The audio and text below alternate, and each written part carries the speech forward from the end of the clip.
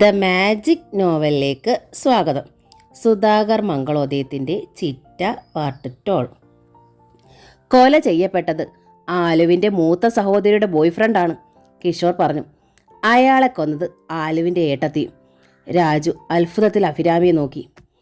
അഭിരാമി ഒരു പ്രതിമയായി നിന്നതേ ഉള്ളൂ. ആലു തീർത്ത നിരപരാധിയാണ്, കിഷോർ തുടർന്നു. ആലുവിൻ്റെ ഏട്ടത്തി അന്ന് പൂർണ്ണ ഗർഭിണിയായിരുന്നു. അവരുടെ ഭർത്താവ് വിദേശത്തുനിന്ന് പരിശീലനം കഴിഞ്ഞു വന്ന മിടുക്കനായൊരു ഡോക്ടറാണെന്ന് താങ്കൾക്കറിയാമല്ലോ. അഭിരാമിയുടെ കുടുംബവുമായി അത്ര അടുത്ത ബന്ധമില്ലായിരുന്നതുകൊണ്ട് രാജു മറുപടിയൊന്നും പറഞ്ഞില്ല. മുൻപ് എപ്പോഴോ എടുത്ത കുറച്ച് ഫോട്ടോഗ്രാഫുകൾ വെച്ച് ആലുവിൻ്റെ ഏട്ടത്തി ആ ബോയ്ഫ്രണ്ട് തുടർച്ചയായി ബ്ലാക്ക്മെയിൽ ചെയ്തിരുന്നു. ആ ഫോട്ടോഗ്രാഫ്സ് ഭർത്താവിൻ്റെ കയ്യിലെത്തുമെന്ന് ഭയന്ന് ആലുവിൻ്റെ ഏട്ടത്തി അയാൾക്ക് പണവും കൊടുത്തിരുന്നു. ഒടുവിൽ നിവൃത്തിയില്ലാത്ത സാഹചര്യത്തിൽ അവർക്ക് അയാളെ കൊല്ലേണ്ടി വന്നു. രാജു വീണ്ടും അഭിരാമിയെ നോക്കി. അഭിരാമി കരയാൻ തുടങ്ങിയിരുന്നു. പൂർണ്ണ ഗർഭിണിയായ ഏട്ടത്തിയുടെ ശിരസിൽ ഒരു കുലക്കൊറ്റം വന്നു കെട്ടാലുള്ള അവസ്ഥ ഒന്ന് ആലോചിച്ച് നോക്കിയേ, കിഷോർ ആവശ്യപ്പെട്ടു. ഏട്ടത്തിയുടെ ദാമ്പത്യ ബന്ധം അകതോടെ തകരും. അങ്ങനെ സംഭവിക്കാതിരിക്കാൻ ആലു ആ കുറ്റം സ്വയം ഏൽക്കുകയായിരുന്നു. ആ സത്യം ഞാൻ പോലും മനസ്സിലാക്കിയത് വളരെ കഴിഞ്ഞാണ്. ആലു കൊലക്കറ്റ ഏറ്റെടുത്തോടെ ഞങ്ങൾ തമ്മിലുള്ള ബന്ധത്തിന് എൻ്റെ വീട്ടുകാർ എതിരായി. മിടുക്കനായൊരു വക്കീലിൻ്റെ സഹായത്തോടെ ആലു പക്ഷേ കേസിൽ നിന്ന് ഊരിപ്പോന്നു. ഒപ്പം ഓർക്കാപ്പുറത്ത് ആ ദിവസം ആ കുടുംബം പൂനെയിൽ നിന്ന് അപ്രത്യക്ഷമായി. അഭിരാമി കണ്ണുനീർ തുടച്ചുകൊണ്ട് കിഷോറിനെ നോക്കി. കുടുംബത്തിൻ്റെ മൊത്തം മാനം രക്ഷിക്കാൻ അതേ വഴിയുണ്ടായിരുന്നുള്ളൂ കിഷോർ. എന്നോട് ക്ഷമിക്കണം. സാരമില്ല ലോക. കിഷോർ വിഷമത്തിൽ പുഞ്ചിരിച്ചു. തൻ്റെയും കുടുംബത്തിൻ്റെ യാതൊരു വിവരവും എനിക്കറിയില്ലായിരുന്നു. പലയിടത്തും ഞാൻ തിരഞ്ഞു. താൻ നിരപരാധിയാണെന്ന് അറിഞ്ഞതോടെ എൻ്റെ പപ്പയ്ക്കും അമ്മയ്ക്കും സഹതാപമായി. നമ്മുടെ വിവാഹം നടത്തിത്തരാനും അവർ തയ്യാറായി. തന്നെ കണ്ടുപിടിക്കാൻ ഒരു പത്രപരസ്യം നൽകിയാലോ എന്ന് പോലും ഞാൻ ആലോചിച്ചു. പക്ഷേ തനിക്കും കുടുംബത്തിനും അതൊരു അപമാനമായാലോ എന്നും ശങ്കിച്ചു. ഈയിടെയാണ് ഒരു ഫാമിലി ഫ്രണ്ട് തൻ്റെ അച്ഛൻ്റെ പുതിയ അഡ്രസ്സ് എനിക്ക് തന്നത്. അങ്ങനെയാണ് ഞാൻ തേടി വന്നത്. കിഷോറിൻ്റെ മാരേജ് കഴിഞ്ഞില്ലേ? അഭിരാമി ചോദിച്ചു. അതിനെക്കുറിച്ചല്ലേ ഞാൻ പറഞ്ഞുകൊണ്ട് വന്നത്. എൻ്റെ അച്ഛനും അമ്മയും തന്നെയാണ് കാത്തിരിക്കുന്നത്. കിഷോർ ചിരിച്ചു. പിന്നെ രാജുവിനെ നോക്കി. സോറി മിസ്റ്റർ രാജ്കുമാർ, വെട്ടി തുറന്ന് സംസാരിക്കണമെന്ന് തെറ്റിദ്ധരിക്കരുത്. ആലു വിവാഹിതയാണെന്ന് അവളുടെ അച്ഛനിൽ നിന്ന് അറിഞ്ഞതോടെ നിങ്ങളെ ആശംസിക്കാനാണ് ഞാൻ വന്നത്. എനിക്കൊരു തെറ്റിദ്ധാരണയുമില്ല കിഷോർ, രാജു അറിയിച്ചു. നിങ്ങൾ വന്ന കാരണം അഫിയെക്കുറിച്ചുണ്ടായിരുന്ന എൻ്റെ ഒരു തെറ്റിദ്ധാരണ കൂടി നീങ്ങി. എനിക്ക് വളരെ സന്തോഷം തോന്നുന്നു. പക്ഷേ അയാൾ പതറി. പക്ഷേ കിഷോർ രാജുവിനെ നോക്കി. എന്താണ് രാജ്കുമാർ ഒരു ഡൗട്ട്? അഭിരാമിയായ ആലുവിനെ കാണാനും കൂട്ടിക്കൊണ്ടു പോകാനുമാണല്ലോ നിങ്ങൾ വന്നത്, രാജു ചോദിച്ചു. ആലുവുമായി നിങ്ങൾ തിരിച്ചു ചെല്ലണത് നിങ്ങളുടെ മാതാപിതാക്കളും പ്രതീക്ഷിക്കുന്നുണ്ടാവും. അതിൻ്റെ ഒരു നിരാശ നിങ്ങൾക്കില്ലേ കിഷോർ? അഭിരാമി അമ്പരപ്പിൽ രാജുവിനെ നോക്കി. കിഷോർ ചിരിച്ചതേ ഉള്ളൂ. ഉണ്ടെങ്കിൽ എന്താണിനി പ്രയോജനം? അഭിരാമിയായ ആലു ഇപ്പോൾ താങ്കളുടെ ഭാര്യയല്ലേ? അതെ, രാജുവും ചിരിച്ചു. അഫി എൻ്റെ ഭാര്യയാണ്. ഞങ്ങൾ 2-3 വർഷം ഒരുമിച്ച് ജീവിച്ചു. അത്ര ഹാപ്പിയൊന്നും ആയിരുന്നില്ല അഫിയുടെ ജീവിതം. എങ്കിലും അവളൊരു പരാതിക്കാരി ആയിരുന്നില്ല. പക്ഷേ എനിക്ക് കുറ്റബോധമുണ്ട്. എന്തിന്? കിഷോറാണ് ചോദിച്ചത്. എന്തിനെന്ന് ചോദിച്ചാൽ അവൾക്കൊരു കുട്ടിയെ നൽകാൻ പോലും എനിക്ക് കഴിഞ്ഞില്ല. എൻ്റെ കുറ്റമാണ്. രാജുവിൻ്റെ തൊണ്ടയിടറി. രാജുവേട്ടാ, ശാസനയിൽ അഭിരാമി വിളിച്ചു. അതുകൊണ്ട്? കിഷോർ ചോദിച്ചു. അതുകൊണ്ട് രാജു പുഞ്ചിരിക്കാൻ ശ്രമിച്ചു. എന്നിട്ട് അഭിരാമിയെ കിഷോറിനെ മാറി മാറി നോക്കി. എൻ്റെ ഒപ്പം ഇത്ര കാലം ജീവിച്ചത് അഫിയുടെ ഒരു കുറവായി കിഷോർ കാണുന്നില്ലെങ്കിൽ, കിഷോറിൻ്റെ പഴയ സ്നേഹം അഫിയെയും സ്വാധീനിക്കുന്നുണ്ടെങ്കിൽ നിങ്ങൾ ഒരുമിച്ച് പോകുന്നതിനെ ഞാൻ അംഗീകരിക്കാൻ തയ്യാറാണ്. രാജുവേട്ടാ, അഭിരാമി ആ കയ്യിൽ പിടിച്ചു. ഇത്ര നീചമായി സംസാരിക്കാൻ രാജുവേട്ടന് എങ്ങനെ കഴിയണു? രാജുവേട്ടൻ മുമ്പൊന്നും എന്നെ വേദനിപ്പിച്ചിട്ടില്ല. പക്ഷേ ഇപ്പോൾ പറഞ്ഞത്. നോ അഫി, രാജു ഭാര്യയെ ചേർത്തണച്ചു. പഴയ സ്നേഹത്തിൽ നിന്ന് കിഷോർ നിന്നെ തേടി വന്നതാണ്. എനിക്കാണെങ്കിൽ ഒരു നല്ല ജീവിതം നിനക്ക് തരാനും കഴിഞ്ഞില്ല. ആ നിലയ്ക്ക് ഇങ്ങനെ സംസാരിക്കേണ്ടത് എൻ്റെ കടമയാണ്. കമ്പൽ ചെയ്യുകയല്ലല്ലോ ഞാൻ ചെയ്തത്. അഫിക്കും കിഷോറിനും താല്പര്യമില്ലെങ്കിൽ നിങ്ങളെ നിർബന്ധിക്കാൻ ആർക്കാണ് കഴിയുക? അതേസമയം നിങ്ങൾ രണ്ടുപേരും ഒരുക്കമാണെങ്കിൽ തടയാനും ആർക്കും അധികാരമില്ല. ഇതൊന്നും നീചമായ കാര്യമായി ഞാൻ കരുതുന്നുമില്ല. കിഷോറിനോട് എനിക്കൊരു പരാതിയില്ല, അഭിരാമി പറഞ്ഞു. ആ പഴയ സ്നേഹത്തിൽ അവിശ്വാസവുമില്ല. പരസ്പരം സ്നേഹിച്ചില്ലെങ്കിലും വിവാഹിതരാകാൻ മോഹിച്ചില്ലെങ്കിലും ഞങ്ങൾ പക്ഷേ വിവാഹിതരായിരുന്നില്ല. രാജുവേട്ടൻ പക്ഷേ എൻ്റെ ഭർത്താവാണ്. ഞാൻ എന്നെ മറന്ന് സ്നേഹിച്ച ആളാണ്. സ്നേഹിക്കുക മാത്രമല്ല, പരസ്പരം അലിഞ്ഞു ജീവിക്കുകയും ചെയ്തു. പരസ്പരം സ്നേഹിച്ചെങ്കിലും വിവാഹിതരാകാൻ മോഹിച്ചെങ്കിലും ഞങ്ങൾ പക്ഷെ വിവാഹിതരായിരുന്നില്ല. രാജുവേട്ടൻ പക്ഷേ എൻ്റെ ഭർത്താവാണ്. ഞാൻ എന്നെ മറന്ന് സ്നേഹിച്ച ആളാണ്. സ്നേഹിക്കുക മാത്രമല്ല, പരസ്പരം അലിഞ്ഞു ജീവിക്കുകയും ചെയ്തു. അടുത്ത ജന്മത്തിലും രാജുവേട്ടനായിരിക്കണം എൻ്റെ ഭർത്താവെന്ന എൻ്റെ ആഗ്രഹം. കിഷോറും രാജുവേട്ടനും ഒരേപോലെ മനസ്സിലാക്കാനാണ് ഞാൻ പറഞ്ഞത്. രാജുവേട്ടന് ജനിക്കാത്തൊരു കുട്ടിയെ വളർത്തണമെന്ന് എനിക്ക് ആഗ്രഹമേ ഇല്ല. ശബ്ദമുണ്ടാക്കാത്ത വിധം കിഷോർ മെല്ലെ കൈതട്ടി. എന്നിട്ട് രാജുവിനെ നോക്കി. ഈ പറഞ്ഞത് മിസ്റ്റർ രാജകുമാരൻ മാത്രം അറിയാനാ. കാരണം ആലു വിവാഹിതയാണെന്ന് അവളുടെ ഡാഡിയിൽ നിന്ന് അറിഞ്ഞപ്പോൾ മടങ്ങിപ്പോകയേക്കാന്ന് വിചാരിച്ചതാ ഞാൻ. പക്ഷേ അങ്ങനെ ചെയ്യാതെ ഞാൻ ഇവിടേക്ക് വന്നത് ആലുവിനെ ഒരിക്കൽ കൂടി കാണാനും ആശംസിക്കാനും വേണ്ടി മാത്രമാണ്. എൻ്റെ ഹൃദയം നിറഞ്ഞ ആശംസകൾ. അഭിരാമിയോടാണ് അയാൾ അത് പറഞ്ഞത്. പിന്നെ വീണ്ടും രാജുവിൻ്റെ നേർക്ക് തിരിഞ്ഞു. രാജ്കുമാറിന് ഞാൻ അഭിനന്ദനമാണ് നൽകുന്നത്. ആലുവിനെ പോലൊരു നല്ല പെണ്ണിനെ ഭാര്യയായി കിട്ടിയതിന് ഞാൻ ഇറങ്ങുന്നു. കിഷോർ പുറത്തേക്ക് നടന്നു. അനുയാത്ര ചെല്ലാൻ ഒരടി നടന്നതാണ് രാജു. പിന്നെ നിന്നു. തിരിഞ്ഞ് അഭിരാമിയെ നോക്കി. അഭിരാമിയുടെ കണ്ണുകൾ നിറഞ്ഞിരുന്നു. സോറി, അപരാധിയെ പോലെ രാജു പറഞ്ഞു. സാരമില്ല, അഭിരാമി കണ്ണു തുടച്ചു. ഉള്ളിലുള്ളതെല്ലാം പറഞ്ഞല്ലോ. ഇനിയിപ്പോൾ പരസ്പരം ഒളിക്കാൻ ഒന്നുമില്ല. ഒരു കണക്കിന് അതാണ് നല്ലത്. എന്തായാലും എന്തെല്ലാം രഹസ്യങ്ങൾ എൻ്റെ അടുത്തുനിന്ന് താൻ ഒളിച്ചു വെച്ചു? രാജു ചോദിച്ചു. അഭി കൊലപാതകയല്ലെന്ന് അറിഞ്ഞത് വലിയ സന്തോഷം. എന്നാലും അത് മറ്റൊരാൾ പറഞ്ഞറിയേണ്ടി വന്നില്ലേ? മറ്റൊരാൾ പറയണതല്ലേ വിശ്വാസ്യത? അഭിരാമി കുസൃതിയിൽ പുഞ്ചിരിച്ചു. ഞാൻ പറഞ്ഞാൽ അത് സ്വയം വെള്ളപൂശുന്നതായി തോന്നിയാലോ? പോട്ടെ, കഴിഞ്ഞതെല്ലാം പോട്ടെ. അഭിരാമിയുടെ ചുമലിൽ തട്ടി രാജു. അങ്ങോട്ടും ഇങ്ങോട്ടും ഒരു പരാതിയും പരിഭവവും വേണ്ട.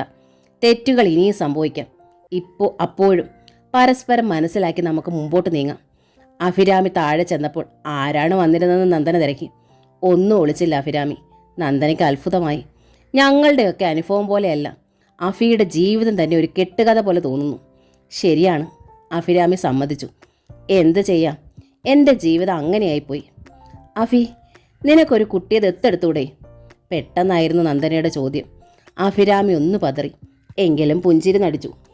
അന്യ കുട്ടികളെ ദത്തെടുക്കണതിനോട് രാജുവേട്ടന് താല്പര്യമില്ല. അത് ശരിയാണോ? നമുക്ക് കുട്ടികളുണ്ടാവില്ലെങ്കിൽ അച്ഛനമ്മല്ല ആരല്ലാത്ത ഏതെങ്കിലും ഒരു കുട്ടിക്ക് മാതാപിതാക്കളായി ജന്മം ധന്യമാക്കുന്നതല്ലേ ബുദ്ധി. ചെറിയ കുട്ടികളാണെങ്കിൽ സ്വന്തം കുഞ്ഞായി വളർന്നോളും. നമ്മൾ തന്നെയാണ് അച്ഛനമ്മമാരെന്ന് കരുതുകയും ചെയ്യും. അഭിരാമി മറുപടി പറഞ്ഞില്ല. അഭി വേണം രാജുവിനെ കൊണ്ടിത് ചെയ്യിക്കാൻ.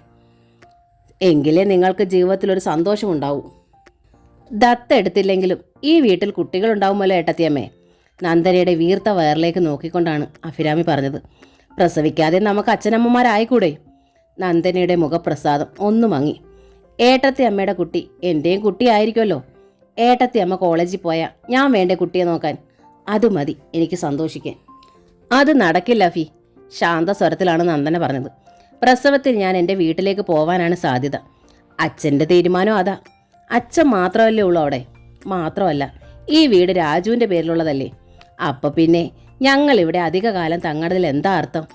ഞങ്ങൾ സ്ഥിരമായി അങ്ങോട്ട് പോയി കഴിയുന്നവിടെ അഫിയും രാജുവും അമ്മയും മാത്രമാവില്ലേ ഇവിടെ.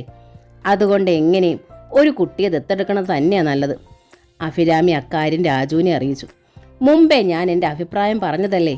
രാജു ചോദിച്ചു. അതോ അഫിക്ക് നിർബന്ധമാണോ? അതെ, അഭിരാമി പറഞ്ഞു. മറ്റുള്ളവരുടെ ചോദ്യങ്ങളിൽ നിന്നും സഹതാപ പ്രകടനങ്ങളിൽ നിന്നും രക്ഷപ്പെടാമല്ലോ. എങ്കിൽ ഞാൻ വീണ്ടും പറയുന്നു, നമുക്ക് തത്തമോളെ കൊണ്ടുവന്ന് വളർത്താം. അതൊരു പുണ്യമായിരിക്കും, രാജു അറിയിച്ചു. എൻ്റെ എതിർപ്പ് കൊണ്ടല്ലല്ലോ അത് നടക്കാതിരുന്നത്, അഭിരാമി ചോദിച്ചു. ശ്യാമേച്ചി അനുവദിക്കാഞ്ഞിട്ടല്ലേ? അത് അപ്പോഴത്തെ മാനസികാവസ്ഥ. ഇപ്പോൾ ശ്യാമേട്ടത്തി ജോലിക്ക് പോയി തുടങ്ങി. അവിടുത്തെ അമ്മയ്ക്കാണെങ്കിൽ സുഖമില്ലെന്നും കേട്ടു. ശ്യാമേട്ടത്തി പോയി കഴിഞ്ഞാൽ ആ അമ്മ തന്നെ വേണ്ടേ മോളെ നോക്കാൻ? അവളെ ഇങ്ങോട്ട് കൊണ്ടുപോന്നാൽ നമുക്കും അവർക്കും അതൊരാശ്വാസമായിരിക്കും. താനിവിടെ വെറുതെ ഇരിക്കുകയല്ലേ, നമുക്ക് നഷ്ടം ഒരു വാക്കല്ലേ ഉള്ളൂ. പിറ്റേന്ന് തന്നെ രാജുവും അഭിരാമിയും ശ്യാമാഫയിലെത്തി. ശ്യാമ ഷോപ്പിൽ നിന്നെത്തിയ ശേഷമായിരുന്നു ആ സന്ദർശനം. തത്തമ്മോൾക്ക് കുപ്പായങ്ങളും കളിപ്പാട്ടങ്ങളും പലഹാരങ്ങളും എല്ലാം കരുതിയിരുന്നു രാജുവും അഫിയും. രാജു വിഷയം അവതരിപ്പിച്ചതും അഭിരാമിയുടെ കയ്യിലായിരുന്ന കുട്ടിയെ പിടിച്ചു വാങ്ങി ശ്യാമ മാറോടമർത്തി. എന്നോട് ക്ഷമിക്കണം, എനിക്ക് ഇവളെയുള്ളൂ. ഇവളെ പിരിഞ്ഞൊരു രാത്രി എനിക്ക് സങ്കല്പിക്കാനാവില്ല. എങ്കിൽ പകലുകളിൽ ഞാൻ കൊണ്ടുപോയിട്ട് രാത്രി കൊണ്ടുവന്ന് വിട്ടാലോ? അഭിരാമി ചോദിച്ചു. വേണ്ട അഫി, ശ്യാമ കരഞ്ഞു. ആ വീട്ടിലേക്ക് ഞാൻ എൻ്റെ മോളെ വിടില്ല, എനിക്ക് പേടിയാ. മറുപടി പറയാനാകാതെ ഇരുന്നു പോയി അഭിരാമി. ശ്യാമയുടെ മുഖത്തേക്ക് നോക്കാനും അവൾക്ക് കഴിഞ്ഞില്ല. ആ ഏങ്ങലുകൾ അഭിരാമി വീർപ്പ് മുട്ടിച്ചു. ഒരു നിമിഷം കഴിഞ്ഞ് അവൾ തിരിഞ്ഞ് രാജകുമാരനെ നോക്കി. നമുക്ക് പോകാം. രാജു എഴുന്നേറ്റു. എന്നോടൊന്നും തോന്നരുത്, ശ്യാമ അപേക്ഷിച്ചു. എനിക്കാകെ ഇവളേ ഉള്ളൂ. ഇവളെ അമ്മയെ ഏൽപ്പിച്ച് ഞാൻ ആ സൂപ്പർ മാർക്കറ്റിൽ കഴിയണത് എങ്ങനെയാണെന്ന് എനിക്കേ അറിയൂ. ഏതു സമയത്ത് എൻ്റെ നെഞ്ചിനുള്ളിൽ തീയാ. ജീവിക്കാൻ മറ്റെന്തെങ്കിലും ഒരു മാർഗമുണ്ടായിരുന്നെങ്കിൽ ഞാൻ എൻ്റെ കുട്ടിയെ വിട്ട് എങ്ങടും പോവില്ലായിരുന്നു. ബൂത്തിലെ ജോലിയായിരുന്നെങ്കിൽ മോളെ ഒപ്പം കൂട്ടായിരുന്നല്ലോ, അഭിരാമി തിരക്കി. ശരിയാണ്, ശ്യാമ സമ്മതിച്ചു. പക്ഷേ ബൂത്ത് ഹേമയ്ക്ക് കൊടുക്കേണ്ടി വന്നു മോളെ. സുധീന്ദ്രൻ അത് ആവശ്യപ്പെട്ടു. അഭി വരൂ, രാജു അഭിരാമിയോട് പറഞ്ഞു. നമുക്ക് പോകാം. അതോടെ അഭിരാമി എഴുന്നേറ്റു. അഭി, എന്നോട് ക്ഷമിക്കണം. മോളെ നെഞ്ചോട് ചേർത്ത് പിടിച്ചുകൊണ്ട് ശ്യാമ കേണു. എന്നെങ്കിലും ഞാൻ എൻ്റെ മോളെ മറ്റൊരാൾക്ക് ഏൽപ്പിക്കുമെങ്കിൽ അത് നിനക്കായിരിക്കും. ഓർക്കാപ്പുറത്ത് ഞാനങ്ങ് മരിച്ചു പോയാലും നീ വേണം തത്തയെ വളർത്താൻ. പക്ഷേ ഞാൻ ജീവിച്ചിരിക്കുമ്പോൾ ആ വീട്ടിലേക്ക്. അഭിരാമി പെട്ടെന്ന് ശ്യാമയുടെ കയ്യിൽ പിടിച്ചു. ഇങ്ങനെയൊന്നും പറയരുതേ ശ്യാമേട്ടത്തി. എനിക്ക് തത്തയെ വേണ്ട. അവളെ ശ്യാമേട്ടത്തി തന്നെ വളർത്തണം. നിങ്ങൾ സുഖമായും സന്തോഷമായും ജീവിക്കുന്നത് കാണാൻ ആഗ്രഹിക്കുന്നവളാണ് ഞാൻ. പക്ഷേ യാത്ര പറഞ്ഞിറങ്ങി കാറിൽ കടന്നിരുന്നതും അവൾ മുഖം പൊത്തി ഏങ്ങി ഏങ്ങി കരഞ്ഞു. ഏയ്, രാജു അഭിരാമിയുടെ ചുമലിൽ തട്ടി. എന്താ ഇത്? രണ്ടാമത്തെ തവണയാണിത്. കരച്ചിലിനിടയിൽ അഭിരാമി പറഞ്ഞു.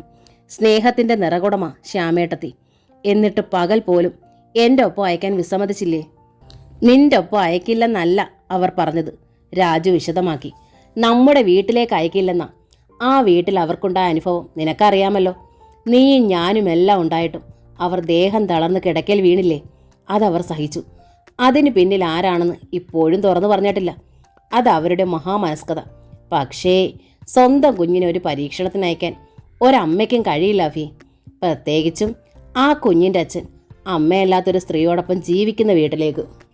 എന്നിട്ടും രാജുവേട്ടനാണ് എന്നെ ഇവിടേക്ക് വരാൻ പ്രേരിപ്പിച്ചത്. കുറ്റപ്പെടുത്തും വിധം അഭിരാമി രാജുവിനെ നോക്കി. ശരിയാ, രാജു തലകുലക്കി. ഞാനിതൊന്നും അപ്പോൾ ഓർത്തില്ല.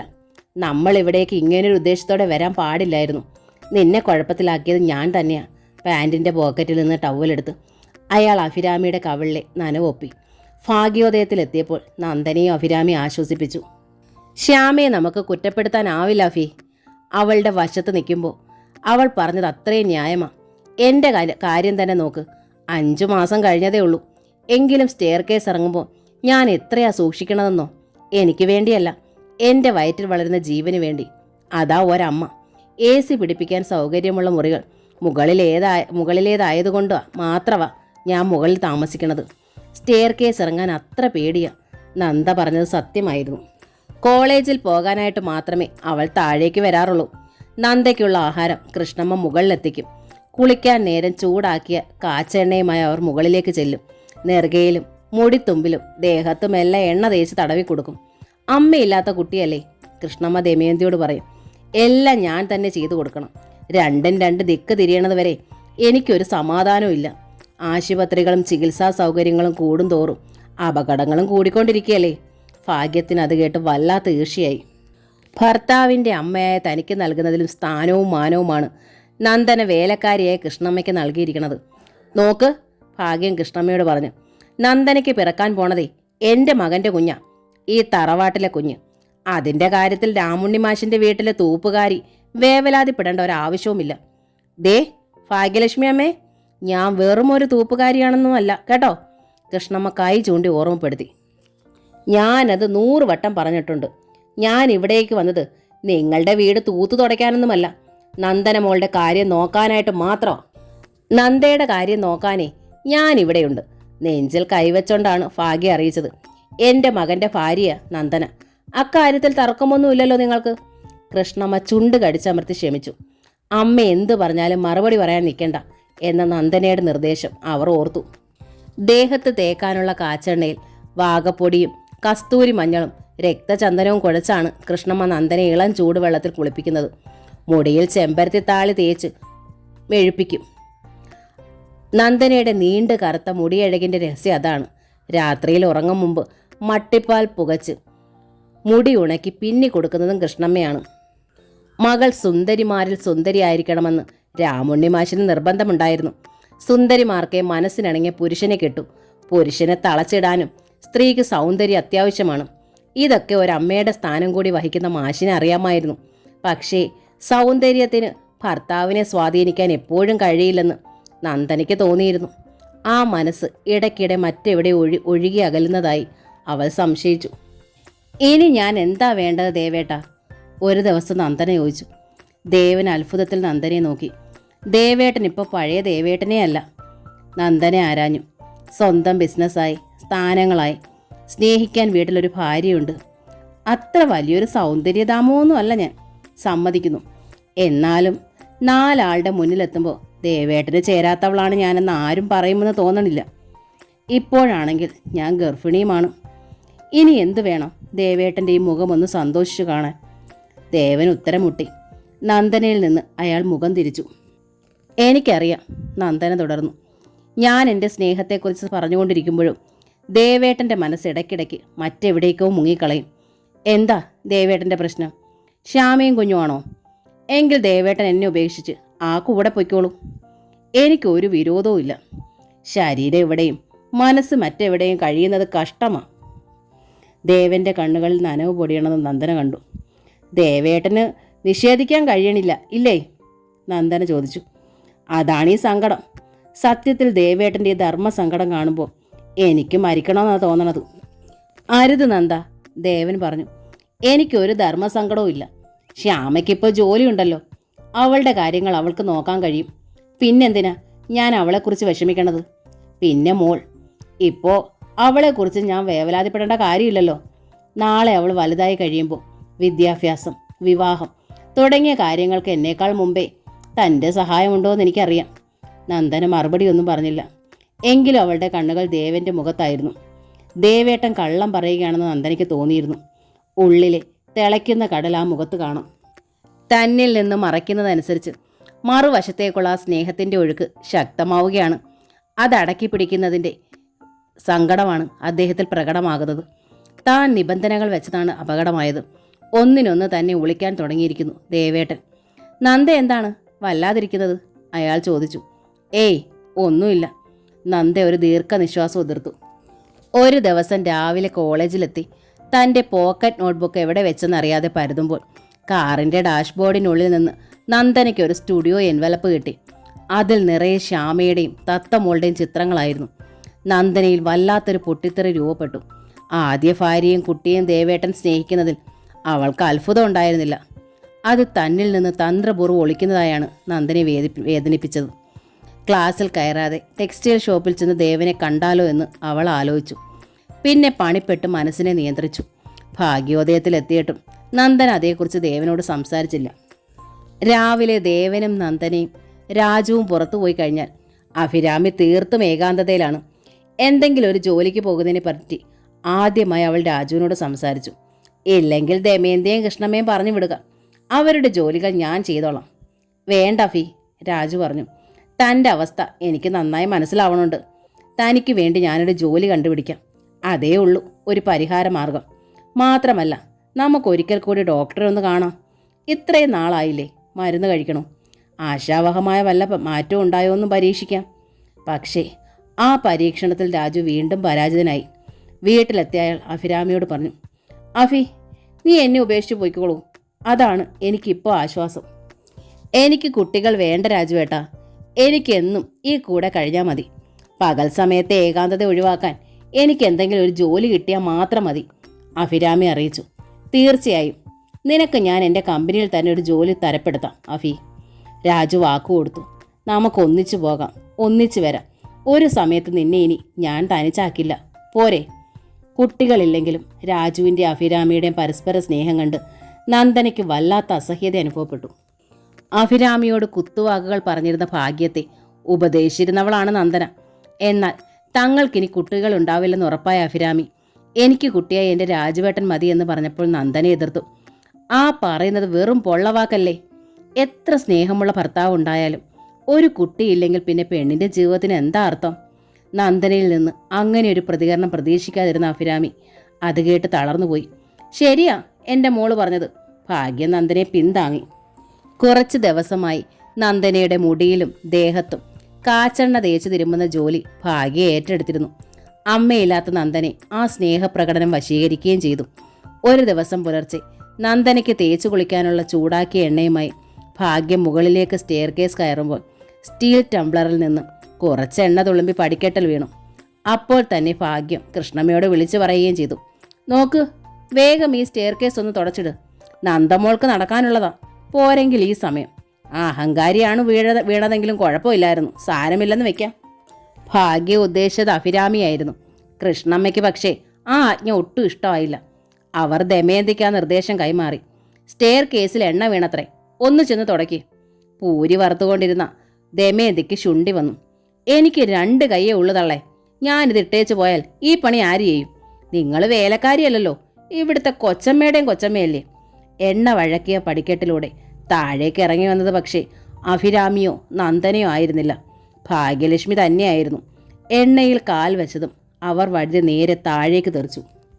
ഒരു പടിയിൽ നിന്ന് അടുത്തതിലേക്ക്, അതിൽ നിന്ന് വീണ്ടും നേരെ താഴേക്ക്, അങ്ങനെ ഒന്നൊന്നായി പടിക്കെട്ടുകളിലൂടെ തെറിച്ച് ഭാഗ്യം ആ വലിയ ശരീരവുമായി തലകുത്തി താഴെ ഗ്രാനൈറ്റ് തറയിൽ വന്ന് വീണു. അയ്യോ എൻ്റെ അമ്മേ എന്നൊരു നിലവിളി ഭാഗ്യത്തിൽ നിന്ന് പുറത്തു വന്നോളൂ.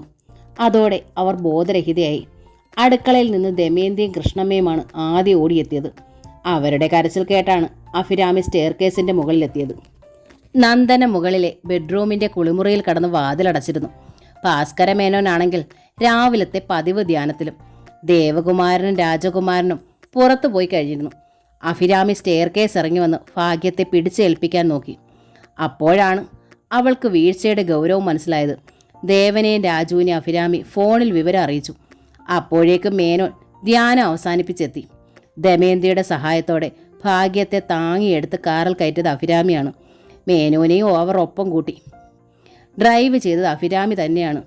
കാർ ആശുപത്രിയിൽ എത്തുന്നതിന് മുമ്പേ ദേവനും രാജുവും പോർച്ചിൽ വന്നു കഴിഞ്ഞിരുന്നു. നന്ദന കുളിമുറിയിൽ നിന്ന് പുറത്തു വന്നപ്പോൾ കൃഷ്ണമ്മയാണ് വിവരം പറഞ്ഞത്. ഈശ്വര, എനിക്ക് ഉടനെ ആശുപത്രിയിൽ പോകണം. നന്ദന കരയാൻ തുടങ്ങി. ഈ അവസ്ഥയിൽ ഇപ്പം എങ്ങോട്ടും ഓടണ്ട, കൃഷ്ണമ്മ ശാസിച്ചു. സ്റ്റെയർ കേസ് നിറയെ എണ്ണയായിരുന്നു, തുടച്ചിട്ടൊന്നും പോണില്ല. ഇനി സോപ്പിട്ട് കഴുകണം. ദമയന്തി ആണെങ്കിൽ അവരോടൊപ്പം ആശുപത്രിയിൽ പോയിരിക്കുക. കുട്ടി ഇപ്പം ആ സ്റ്റെയർ കേസ് ഇറങ്ങണ്ട. വല്ലതും വന്നാൽ അച്ഛൻ ജീവിച്ചിരിക്കില്ല. ഇവർക്കൊക്കെ പണം എന്നുള്ള ഒറ്റ വിചാരമല്ലേ ഉള്ളൂ. എന്നാലും ഞാൻ ചെന്നില്ലെങ്കിൽ ദേവേട്ട എന്ത് വിചാരിക്കും? ഒന്നും വിചാരിക്കില്ല. ഈ അവസ്ഥയിൽ അങ്ങോട്ട് പാഞ്ഞു എന്നാൽ ചീത്ത കേൾക്കുക. ഗർഭിണിയായിരിക്കുമ്പോൾ അത്യാവശ്യമില്ലാതെ ആശുപത്രിയിൽ പോകാൻ പാടില്ലാന്നാ. ആ താക്കീതിൽ നന്ദന വീണു. തൻ്റെ കുഞ്ഞിൻ്റെ രക്ഷ അവൾക്ക് എല്ലാറ്റിലും വലുതായിരുന്നു. നന്ദനയ്ക്ക് ഏറ്റവും സ്നേഹം ഇപ്പോഴും അച്ഛനോടാണ്. അച്ഛൻ എന്തെങ്കിലും സംഭവിച്ചാലോ എന്ന ഭയം എപ്പോഴുമുണ്ട്.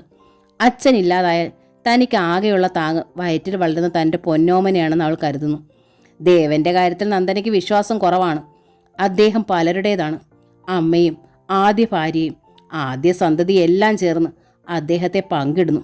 ബാക്കി ഒരംശത്തിനെ തനിക്ക് അവകാശമുള്ളൂ. സ്നേഹത്തിൻ്റെ ആ ഉച്ഛിഷ്ടത്തോട് അവൾക്ക് മതിപ്പില്ലാതായിരിക്കണം. എങ്കിൽ ഞാൻ ഇന്ന് കോളേജിൽ പോണില്ല. നന്ദന കിടക്കയിലേക്കിരുന്നു. അമ്മയ്ക്ക് ഇങ്ങനെ സംഭവിച്ചു തറിഞ്ഞിട്ടും ഞാൻ കോളേജിൽ പോയാൽ ദേവേട്ടൻ എന്ത് കരുതും? ഈ അമ്മയ്ക്ക് ഇങ്ങനെ എന്തെങ്കിലും സംഭവിക്കാത്തത് എന്താണെന്ന് ഇന്നലെ വരെ ഞാൻ സംശയിച്ചിരുന്നു. മൂക്കിൽ വിരൽ ചേർത്തുകൊണ്ടാണ് കൃഷ്ണമ്മ പറഞ്ഞത്. അത്രയ്ക്ക് ദുഷ്ടയാ മോളെ ആ സ്ത്രീ. എന്നാലും അങ്ങനെയൊന്നും പറയരുത് കൃഷ്ണമ്മ ചേച്ചി, നന്ദന ശാസിച്ചു. എത്രയൊക്കെ ആയാലും ദേവേട്ടൻ്റെ അമ്മയല്ലേ. അമ്മയില്ലാതെ വളർന്നവളല്ലേ ഞാൻ.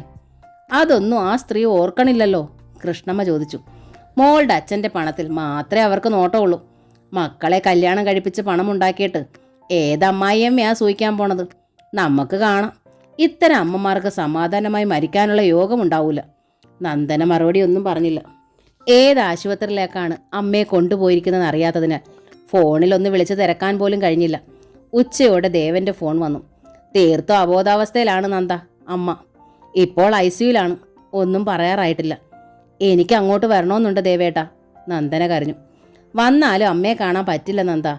പിന്നെന്തിനാണ് ഈ അവസ്ഥയിൽ ഓടി വരണത്? രാജു അഭിരാമിയൊക്കെ ഉണ്ടല്ലോ ഇവിടെ. ദമയന്തി അങ്ങോട്ട് അയക്കുകയാണ്. വൈകുന്നേരത്തോടെ ഞാനും അങ്ങോട്ട് വരാം. ദേവൻ ഫോൺ വെച്ചു. നന്ദനയ്ക്ക് ആശ്വാസമായി. അവൾ അച്ഛനെ വിളിച്ച് സംഭവം അറിയിച്ചു. നന്നായി, രാമുണ്ണി മാഷ് പൊട്ടിച്ചിരിച്ചു. ഇനി എനിക്ക് സമാധാനമായി ഉറങ്ങാലോ. അച്ഛൻ എന്താണ് ഈ പറയണത്? നന്ദനയ്ക്ക് ശുണ്ടി വന്നു. ഇത്ര ക്രൂരത പാടില്ലച്ചാ. ക്രൂരതയല്ല മോളെ. മാഷ് അപ്പോഴും ചിരിച്ചു. ആ സ്ത്രീ അവിടെ ഉള്ളത്രയും കാലം നിന്റെ സുരക്ഷിതത്വത്തെക്കുറിച്ച് ഞാൻ ഭയപ്പെടണ്ടേ? ശ്യാമയോടോ അഭിരാമിയോടോ അവർ എങ്ങനെയാണ് പെരുമാറിയെന്ന് നിനക്കറിയാമല്ലോ. അമ്മയുടെ ചൊൽപ്പടിയിൽ നിൽക്കുന്ന 2 ആൺമക്കളും 1 മകളും. മകളുടെ ദാമ്പത്യം തകർന്നില്ലേ? നിന്നെ അവർ ചവിട്ടി വെതിക്കാത്തത് നിന്റെ സാമർഥ്യം കൊണ്ടല്ല, രാമുണ്ണി മാഷ എന്ന ഈ തന്തപ്പടി ജീവനോടിരിക്കുന്നത് കൊണ്ടാ. എൻ്റെ കണ്ണടഞ്ഞാലോ? അതാ ഞാൻ പറഞ്ഞത്, ഭാഗ്യം വീണത് ഭാഗ്യമായിരുന്നു. നന്ദന മറുപടി ഒന്നും പറഞ്ഞില്ല.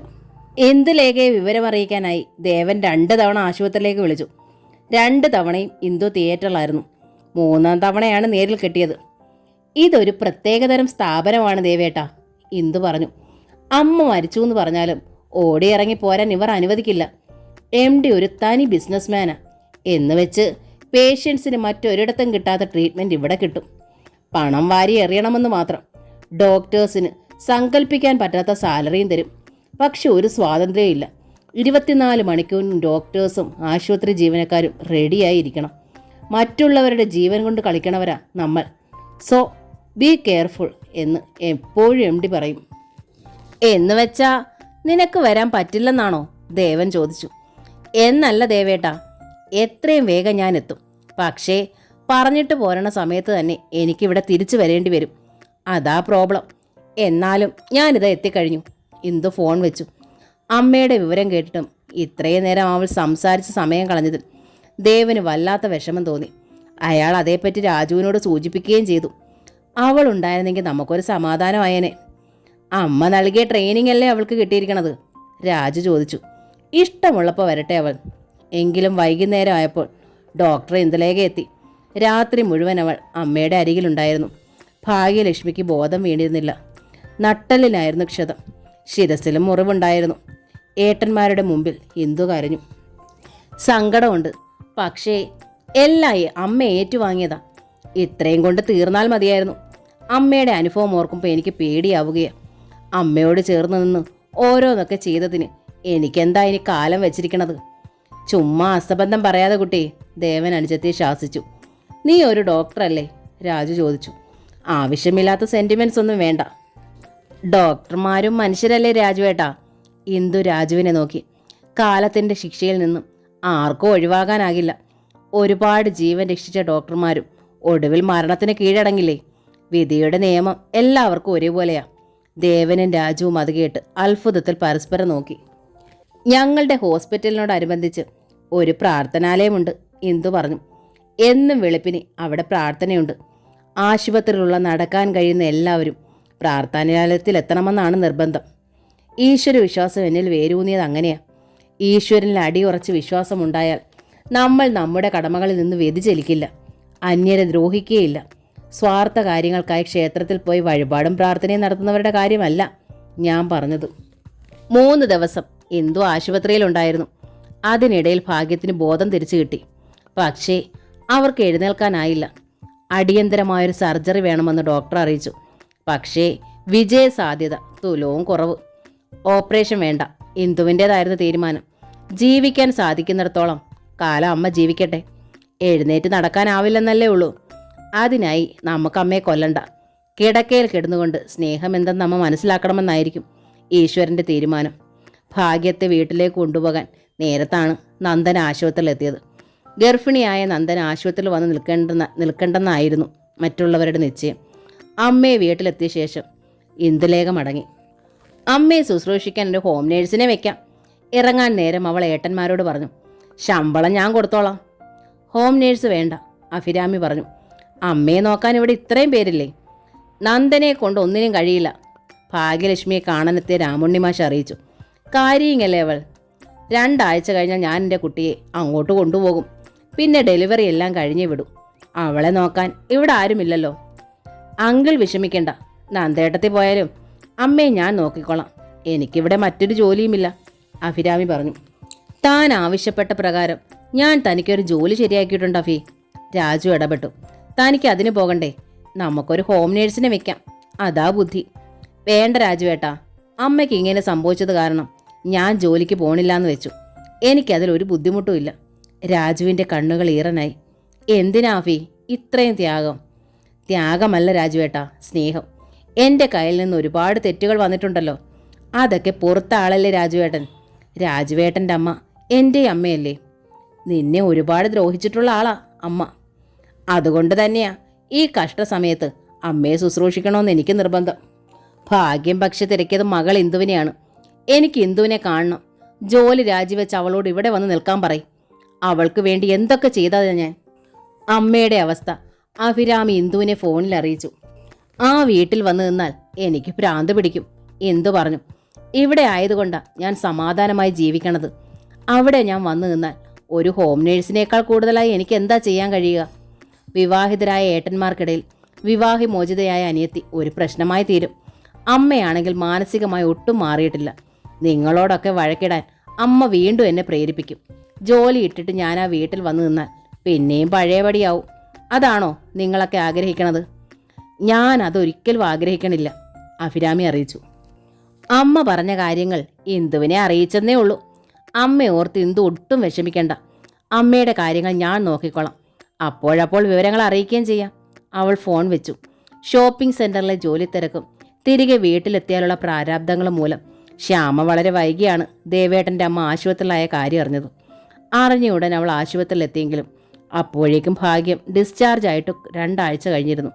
ദേവനെയും നന്ദയെ അഭിമുഖീകരിക്കാനുള്ള ബുദ്ധിമുട്ട് കൊണ്ട് ഒരു വർക്കിംഗ് ഡേയിൽ ലീവ് എടുത്താണ് ശ്യാമ തത്തമ്മോളെയും കൊണ്ട് ഭാഗ്യോദയത്തിലെത്തിയത്. ദേവൻ ടെക്സ്റ്റൈൽ ഷോപ്പിലും നന്ദന കോളേജിലേക്കും പോയി കഴിഞ്ഞിരുന്നു. ശ്യാമയെ കണ്ട് ഭാഗ്യത്തിന് സന്തോഷമായി. എൻ്റെ മോള് വന്നോ? ഇനി നീ എന്നെ നോക്കിയാൽ മതി. അഭിരാമിക്ക് ഒരു ശ്രദ്ധയില്ല.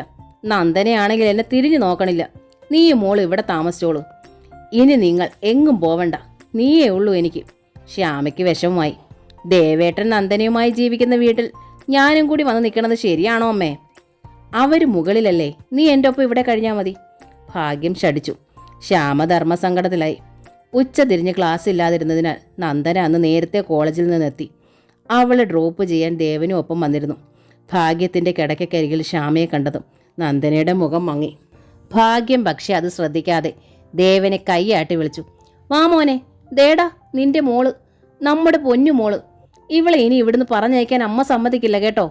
ദേവൻ തളർന്നുപോയി. നന്ദനയാണെങ്കിൽ ദേവന്റെ നേർക്ക് മുനയുള്ളൊരു നോട്ടം അയച്ചിട്ട് വെട്ടിത്തിരിഞ്ഞ് മുകളിലേക്ക് നടന്നു. ഏറ്റവും അധികം വിഷമം ശ്യാമയ്ക്കായിരുന്നു. നന്ദനയുടെ മുഖം മങ്ങിയതും അവൾ മുറിവിട്ട് പോയതും ശ്യാമ ശ്രദ്ധിച്ചിരുന്നു. നന്ദന ദേവേട്ടൻ്റെ ഭാര്യയായ ശേഷം ആദ്യമായി താൻ ഈ വീട്ടിൽ വരികയാണ്. കൂടെ ദേവേട്ടൻ്റെ മോളുമുണ്ട്. നന്ദന പക്ഷേ ഉപചാരത്തിന് പോലും ഒരു വാക്ക് ഉരിയാടിയില്ലല്ലോ. മോളെപ്പോലും നോക്കിയില്ല. വിവാഹശേഷം തങ്ങളുടെ വീട്ടിൽ നിന്ന് നന്ദന ഇങ്ങനെ ആയിരുന്നില്ല. ഭൂമിയിൽ അവതരിച്ചൊരു ദേവകുമാരിയാണെന്ന് തോന്നിയിരുന്നു. അന്ന് താൻ കിടപ്പിലായിരുന്നു. ഇപ്പോൾ എഴുന്നേറ്റ് മുടന്തി നടക്കാറായതുകൊണ്ടാണോ ഈ ദേഷ്യം? അതോ ദേവേട്ടൻ തങ്ങളെ തിരക്കി അവിടെ വന്നതുകൊണ്ടോ? നന്ദയ്ക്കതിൽ എതിർപ്പുണ്ടോ? ശ്യാമയ്ക്ക് ആദ്യമായാണ് അങ്ങനൊരു ശങ്കയുണ്ടായത്. ഭാഗ്യത്തിൻ്റെ കിടക്കയിൽ നിന്ന് അവൾ എഴുന്നേറ്റു. എന്തു വേണമെന്നറിയാതെ പതറി നിൽക്കുകയായിരുന്നു ദേവൻ. നിനക്ക് എന്തു പറ്റി ദേവാ? ഭാഗ്യം മകനെ നോക്കി. നിന്റെ ചോരയിൽ പിറന്ന കുഞ്ഞല്ലേ ഇത്. നീ എന്താ അതിനെ ശ്രദ്ധിക്കാത്തത്? ശ്യാമയെ നീ കണ്ടില്ലേ? അതോ നിന്റെ ഭാര്യയെ പേടിച്ച് നിൽക്കുകയാണോ നീ? അവൾക്ക് അസൂയയാടാ. പെട്ടെന്ന് ദേവനും തിരിഞ്ഞു പുറത്തേക്ക് നടന്നു. സ്റ്റെയർ കേസ് കയറി അയാളും മുകളിലേക്ക് പോയി. ശ്യാമയുടെ നെഞ്ചു പൊടിഞ്ഞു. വരരുതായിരുന്നെന്ന് അവൾക്ക് തോന്നി. നന്ദനയുടെ മനോഭാവത്തിൽ ഇങ്ങനെയൊരു മാറ്റമുണ്ടായത് അറിഞ്ഞില്ല. നന്ദനയുടെ മുന്നിൽ ദേവേട്ടനും പതറിയിരിക്കുന്നു.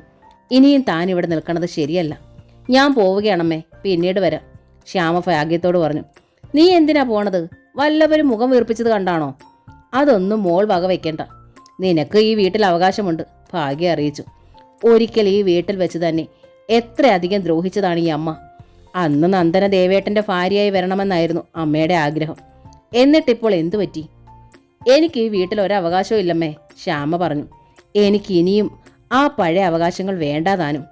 ദേവേട്ടൻ നന്ദനയുടേതാണ്. നന്ദനയ്ക്ക് അപ്രിയമായതൊന്നും ഞാൻ ചെയ്തില്ല. ഞാൻ ഇറങ്ങുക. കിടക്കയിൽ ഇരുന്നിരുന്ന തത്തെ അവൾ വാരിയെടുത്തു. നോക്ക്, കിടക്കയിൽ കിടന്നുകൊണ്ട് ഭാഗ്യം അറിയിച്ചു. നീ തോറ്റു കൊടുക്കണത് കൊണ്ടാ അവൾ ഇങ്ങനെ ജയിച്ചു കയറണത്. എത്രയൊക്കെ ആയാലും ദേവന്റെ ആദ്യ ഭാര്യ നീ. നീ ജീവിച്ചിരിക്കുക അവൻ 2ാമത് കല്യാണം കഴിച്ചത്. നിയമപരമായി ഈ കല്യാണം അസാധുവാ മോളെ. ശ്യാമ അത്ഭുതത്തിൽ ഭാഗ്യത്തെ നോക്കി. ഈ അമ്മയുടെ മനസ്സിലിരിപ്പ് എന്താണെന്ന് അവൾക്ക് മനസ്സിലായില്ല. നിയമപരമായി അസാധുവാണെന്ന് പറയുന്ന ഈ 2ാം കല്യാണത്തിന് ദേവേട്ടനെ നിർബന്ധിച്ചതുപോലും അമ്മയാണ്. എന്നിട്ടിപ്പോൾ എന്തേ തലതിരിയെ? നന്ദനയുമായി പിണക്കത്തിലായോ? അവൾ അമ്മയെ ശുശ്രൂഷിക്കാത്തതിൻ്റെ ദേഷ്യമാവാം. നന്ദനയുടെ പണം മോഹിച്ചാണ് അമ്മ ഈ രണ്ടാം കല്യാണത്തിന് ദേവേട്ടനെ പ്രേരിപ്പിച്ചത്. അമ്മ പ്രതീക്ഷിച്ചപടി നന്ദനയുടെ സ്വത്തുക്കൾ അമ്മയുടെ കയ്യിൽ എത്തിയിട്ടുണ്ടാവില്ല. നീ എന്താ മോളെ കണ്ണും വീഴ്ച നിൽക്കണത്? ഭാഗ്യം ചോദിച്ചു. അമ്മയെ ശുശ്രൂഷിക്കാൻ നീ ഇവിടെ നിൽക്കുകയില്ലേ? അതോ നിനക്കും ഈ അമ്മയെ വേണ്ടാതായോ? ആ സമയത്താണ് അഭിരാമി ഭാഗ്യത്തിനുള്ള മരുന്നുമായി മുറിയിലേക്ക് വന്നത്. ഒരിക്കൽ ശ്യാമേട്ടത്തി ഇവിടം വിട്ടു പോണതിന് ഏറ്റവും അധികം എതിർത്തവളാ ഞാൻ. അഭിരാമി ശ്യാമയോട് പറഞ്ഞു. ദേവേട്ടൻ്റെ രണ്ടാം വിവാഹത്തെ തൻ്റെ ഇടത്തോളം ചെറുത്തവളാ ഞാൻ. പക്ഷേ എൻ്റെ പ്രതിരോധങ്ങൾ ദുർബലമായിരുന്നു. നന്ദേട്ടത്തി ദേവേട്ടൻ്റെ രണ്ടാം ഭാര്യയുമായി. ആ സ്ഥിതിക്ക് ഇനി അമ്മ എന്തു പറഞ്ഞാലും ശ്യാമേട്ടത്തി ഇവിടെ താമസിക്കണമെന്ന് ശരിയല്ലെന്നേ ഞാൻ പറയൂ. നീ പറയണതല്ല ഇവിടുത്തെ നിയമം. കിടക്കയിൽ നിന്ന് അനങ്ങാനാവില്ലായിരുന്നെങ്കിലും ഭാഗ്യത്തിൻ്റെ നാവിന് നല്ല മൂർച്ചയായിരുന്നു. നീ ഇപ്പം നന്ദനയുടെ പക്ഷത്താ, എനിക്കറിയാം. നീയും അവളും കൂട്ടാ. എന്നിട്ട് എന്നെ ഈ കിടക്കയിലിട്ട് കൊല്ലാനുള്ള ശ്രമമാണ്. എൻ്റെ പെറ്റ മോളാണെങ്കിൽ എന്നെ തിരിഞ്ഞു നോക്കണില്ല. അതുകൊണ്ടാ ശ്യാമയോട് ഇവിടെ നിൽക്കാൻ ഞാൻ പറഞ്ഞത്. അതിലെ മര്യാദകേട് അമ്മയ്ക്ക് ഇനിയും മനസ്സിലാവണില്ലയോ? ശ്യാമേട്ടത്തെയും നന്ദേട്ടത്തെയും ഈ വീട് ഒരുപോലെ നരകമായി മാറും. മാറട്ടടി. ഭാഗ്യം പല്ല് ഞെരിച്ചു. എന്നെ ഈ കിടപ്പിലാക്കിയത് നീയൊക്കെയല്ലേ? സ്റ്റെയർ കേസിൻ്റെ പടിയിലെ എണ്ണ തുടയ്ക്കാഞ്ഞത് മനഃപൂർവ്വമാണെന്ന് എനിക്കറിയാം. സ്റ്റെയർ കേസിൽ എണ്ണ ഒഴിച്ചതേ അമ്മയാണ്. പിന്നെന്തിനാ അമ്മ ഇനി മറ്റുള്ളവരെ കുറ്റപ്പെടുത്തണത്? നീ നശിച്ചു പോകും. അറ്റ കയ്യ ഭാഗ്യം അഭിരാമിയെ ശപിച്ചു. അഭിരാമി നിസ്സഹായ ഭാവത്തിൽ ശ്യാമയെ നോക്കി. ഞാൻ മൂലം ഒരു പ്രശ്നമുണ്ടാവില്ല ഫീ, ശ്യാമ പറഞ്ഞു. അമ്മ എത്ര നിർബന്ധിച്ചാലും ഞാനിവിടെ നിൽക്കില്ല. പോകാനിറങ്ങാ ഞാൻ. ഭാഗ്യത്തിൻ്റെ അരികിൽ ചെന്ന് ആ പാദത്തിൽ തൊട്ടു അവൾ. അമ്മ എന്നോട് ക്ഷമിക്കണം. അമ്മയെ അഫി നോക്കിക്കോളും. അവൾ പാവമാ. അമ്മ അവളെ ആവശ്യമില്ലാതെ തെറ്റിദ്ധരിക്കരുത്. നന്ദനയും നല്ലവളാ. അവരെ മനസ്സിലാക്കാൻ അമ്മ ഇനിയെങ്കിലും ശ്രമിക്കണം.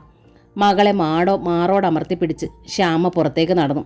എല്ലാവരും എന്നെ ഉപേക്ഷിച്ചു. ഭാഗ്യത്തിൻ്റെ തൊണ്ടയിടറി. അമ്മയെ ആരും ഉപേക്ഷിച്ചിട്ടില്ല. ഭാഗ്യത്തിൻ്റെ അരികിലിരുന്ന് ആ കാലിൽ മൃദുവായി തലോടി അഭിരാമി. അമ്മയ്ക്ക് ഞങ്ങളെല്ലാവരുമുണ്ട്. ഇല്ല, ഭാഗ്യം ഒച്ചയുയർത്തി. ചെറിയ കുട്ടികളെപ്പോലെ ശാഠ്യം എടുക്കാതെ അമ്മ ഈ മരുന്ന് കഴിക്കേ. സ്പൂണിൽ മരുന്നെടുത്ത് അഭിരാമി ഭാഗ്യത്തിൻ്റെ ചുണ്ടോട് അടുപ്പിച്ചു. വായി തുറക്ക്. ഇല്ല, ഭാഗ്യം പറഞ്ഞു. നീ എനിക്ക് വിഷം തരും. മറ്റവൾ അതിന് കൂട്ടുമാ. എന്നെ കൊണ്ട് പിന്നെ ഒരു ഉപദ്രവവും ഉണ്ടാവില്ലല്ലോ. അമ്മയ്ക്ക് എന്തിനാ ഞാൻ വിഷം തരണത്? ശുശ്രൂഷിക്കാൻ ഇഷ്ടമില്ലെങ്കിൽ ഈ മുറിയിലേക്ക് വരാതിരുന്നാൽ പോരെ? നിന്റെയും രാജുവിൻ്റെയും പേരിലുള്ള വീടല്ലേ ഇത്? ഞാൻ ചത്താ നിങ്ങൾക്ക് ഈ വീട്ടിൽ സുഖമായി താമസിക്കാമല്ലോ. നിന്റെ അമ്മയും അച്ഛനെയും കൂട്ടിക്കൊണ്ട് വരികയും ചെയ്യാം. മാത്രമല്ല നിനക്ക് എന്നോട് പകയുമുണ്ടല്ലോ. എന്തു പക? അഭിരാമി കണ്ണു മിഴിച്ചു. നിനക്ക് തരാൻ തന്നയച്ച വിഷമല്ലേ അന്ന് ശ്യാമ കുടിച്ചത്? അതിൻ്റെ പക. അഭിരാമി ഞെട്ടിപ്പോയി. സംശയിച്ച കാര്യമാണ്. പക്ഷേ അമ്മയുടെ നാവിൽ നിന്ന് അതൊരിക്കലും പുറത്തു വരുമെന്ന് അവൾ പ്രതീക്ഷിച്ചതേയല്ല. എന്താ നീ മിണ്ടാത്തത്? ഭാഗ്യം ചോദിച്ചു. ഞാൻ പറഞ്ഞത് ശരിയല്ലേ? എനിക്കറിയാം നിന്നെ. നീ എന്നെ ഇവിടെ ഇട്ട് കൊല്ലും. ശ്യാമയോട് ചെയ്തതിനും നിന്നോട് ചെയ്തതിനുമെല്ലാം നീ എന്നോട് പക തീർക്കും. എനിക്കത് ഉറപ്പാ. അഭിരാമിയുടെ കണ്ണുകൾ നിറഞ്ഞു. തൊണ്ട വിറച്ചു. എന്നാലും അമ്മ അത് ഏറ്റു പറഞ്ഞല്ലോ. കുറ്റബോധത്തോടെ അല്ലെങ്കിലും ഇനി അമ്മയോട് പക തീർക്കുന്നവരാണ് കുറ്റക്കാരാവുക. തെറ്റ് ചെയ്തവർക്ക് ശിക്ഷ കിട്ടുമെന്ന ഭയമുണ്ടാവും എപ്പോഴും. പക്ഷേ ആ ശിക്ഷ പലപ്പോഴും ദൈവത്തിൽ നിന്നാവും ഉണ്ടാവുക. ഇല്ലെങ്കിൽ ശ്യാമേട്ടത്തിൽ തളർന്നു കിടന്ന അതേ കിടക്കയിൽ തന്നെ അമ്മയും വന്ന് വീഴില്ലായിരുന്നല്ലോ. ഭാഗ്യത്തിൻ്റെ കണ്ണുകളിൽ ഒരാളലുണ്ടായി. അത് ശ്രദ്ധിച്ചുകൊണ്ട് അഭിരാമി തുടർന്നു. ചിലർ ദുഷ്ടരാവണത് സാഹചര്യം മൂലമാവും. മറ്റു ചിലർ ജന്മനാ ദുഷ്ടരായിരിക്കും. എന്തെല്ലാം അനുഭവങ്ങളുണ്ടായാലും അവർ പഠിക്കില്ല, പശ്ചാത്തപിക്കുകയില്ല. അമ്മയും അത്തരത്തിലൊരാളാണെന്ന് എനിക്കറിയാം. അല്ലെങ്കിൽ ഞാൻ അമ്മയ്ക്ക് വിഷം തരുമെന്ന് സംശയിക്കില്ലായിരുന്നല്ലോ. ഭാഗ്യത്തിൻ്റെ കണ്ണിൽ ഈറൻ പനച്ചു വന്നു. അമ്മയ്ക്ക് എന്നെ അറിയില്ല. ആ മുഖത്ത് തഴുകി കൊടുത്തു അഭിരാമി. അനങ്ങാതെ കിടക്കണ അമ്മയെ ഞാൻ ഇനി ശിക്ഷിക്കില്ല. എത്ര പകയുണ്ടായാലും വീണ് കിടക്കുന്നവനെ ദ്രോഹിക്കണമെങ്കിൽ അയാളൊരു പിശാചായിരിക്കണം. ഞാൻ അത്ര നീചയല്ലെന്നാണ് എൻ്റെ വിശ്വാസം. അതല്ല, എനിക്ക് അമ്മയെ കൊല്ലണമെന്ന് നിർബന്ധമാണെങ്കിൽ അമ്മ എതിർത്താലും ഇപ്പോഴത്തെ സാഹചര്യത്തിൽ അത് എനിക്ക് എളുപ്പമല്ലേ? കൊല്ലുന്നവർ കൊല്ലട്ടേന്നങ്ങ് വിചാരിച്ചൂടെ അമ്മയ്ക്ക്? അത്രയും തൻ്റെ ഇടം കാണിച്ചൂടെ? ഇനി അമ്മയ്ക്ക് ജീവിതത്തോട് ഇത്ര കൊതിയാണോ? ഭാഗ്യത്തിൻ്റെ കണ്ണുകൾ നിറഞ്ഞു തുളുമ്പി. തന്നേക്ക്, ഞാൻ കഴിച്ചോളാം മരുന്ന്. കരഞ്ഞുകൊണ്ടാണ് അവർ പറഞ്ഞത്. സ്പൂണിലെ മരുന്ന് അഭിരാമി ആ വായിലേക്ക് ഇറ്റിച്ചു കൊടുത്തു. അതിനുശേഷം ടവൽ കൊണ്ട് ചുണ്ടുകളൊപ്പി. അസുഖം മാറി അമ്മ എഴുന്നേൽക്കണം. അവൾ പറഞ്ഞു. എന്നിട്ട് ചെയ്ത തെറ്റുകൾക്ക് പ്രായശ്ചിത്തം ചെയ്യണം. അത് കാണാനാ എനിക്കിഷ്ടം. ഭാഗ്യത്തിൻ്റെ ചുണ്ടുകൾ വിതുമ്പി. അവർ പക്ഷെ ഒന്നും പറഞ്ഞില്ല. നന്ദന കിടക്കയിൽ ചെന്ന് കമിഴ്ന്നു വീണതാണ്. ദേവൻ എത്ര വിളിച്ചിട്ടും അവളെ എഴുന്നേറ്റില്ല. എന്ത് തെറ്റ് നന്ദ ഞാൻ ചെയ്തത്? അയാൾ ചോദിച്ചു. ഞാൻ വിളിച്ചു വരുത്തിയതല്ലോ ശ്യാമേ. അമ്മയ്ക്ക് സുഖമില്ലെന്നറിഞ്ഞാവും അവൾ വന്നത്. വരേണ്ട ഒരു കടമ ശ്യാമയ്ക്കുണ്ട്. അരുതെന്ന് പറയാൻ നമുക്ക് അവകാശമില്ല. വരരുതെന്ന് ഞാൻ പറഞ്ഞില്ല. ഒടുവിൽ നന്ദന ശബ്ദിച്ചു. വന്ന് അമ്മയെ കണ്ടിട്ട് പൊയ്ക്കോട്ടെ. പക്ഷേ ദേവേട്ടൻ വരും വരെ കാത്തു നിന്നില്ലേ? ആര് കാത്തു നിന്നു? താൻ ഇന്ന് നേരത്തെ വന്നത് ആരുടെ കുറ്റം? തന്നെ കൊണ്ടുവിടാനല്ലേ ഞാനും വന്നത്. ഒക്കെ ശരിയായിരിക്കാം. പക്ഷെ ദേവേട്ടൻ്റെ കൺമുന്നിൽ ശ്യാമ വരണത് എനിക്ക് സഹിക്കില്ല. ഞാൻ ആ കാര്യത്തിൽ തികച്ചും സ്വാർത്ഥയാണ്. ദേവേട്ടനാണെങ്കിൽ അവളെ മനസ്സിൽ ചുമക്കണുണ്ടല്ലോ. ഫോട്ടോ സൂക്ഷിച്ചു വച്ചിരിക്കണതും ഞാൻ കണ്ടതാണ്. അതിനൊന്നും ഞാൻ പരാതി പറഞ്ഞിട്ടില്ല. പക്ഷേ ഇങ്ങോട്ട് ചേക്കേറാൻ ഒരുങ്ങുന്നതാണ് എനിക്ക് സഹിക്കാനാവാത്തത്. ആര് ചേക്കേറാൻ ഒരുങ്ങി? അമ്മയെ കാണാൻ വന്നതല്ലേ? അത് തന്നെ ആവർത്തിച്ച് ആദ്യ ഭാര്യയെ ന്യായീകരിക്കണ്ട. എൻ്റെ നന്ദേ, നിനക്ക് എന്തു പറ്റി? ദേവന് സങ്കടം വന്നു. നീ മുമ്പ് ഇങ്ങനെ ആയിരുന്നില്ലല്ലോ. നമ്മുടെ വിവാഹം നടന്ന സമയത്തൊക്കെ ശ്യാമയോട് എന്ത് കരുണയായിരുന്നു. കരുണ ഇപ്പോഴുമുണ്ട്, നന്ദന പറഞ്ഞു. പണം കൊണ്ട് സഹായിച്ചോളാൻ ഞാൻ പറഞ്ഞിരുന്നല്ലോ. നമുക്കിടയിൽ വരരുതെന്നേ ഉള്ളൂ. അലിവ് തോന്നിയാൽ ഞാൻ എൻ്റെ ഹൃദയം പറിച്ചു കൊടുക്കും. പക്ഷേ കബളിപ്പിക്കാനോ പിടിച്ചു പറിക്കാനോ വന്നാൽ വിട്ടുകൊടുക്കില്ല. കുട്ടിക്കാലം തൊട്ടേ അങ്ങനൊരു വാശി എനിക്കുണ്ട്. ആരാ പിടിച്ചു പറിക്കാൻ വന്നത്? ശ്യാമയോ? ക്രമേണ അതുണ്ടാവും, എനിക്കതറിയാം. അമ്മയുടെ മനസ്സ് മാറിയത് കണ്ടില്ലേ? എന്ത് സ്നേഹമാണ് ആദ്യ മരുമകളോട്.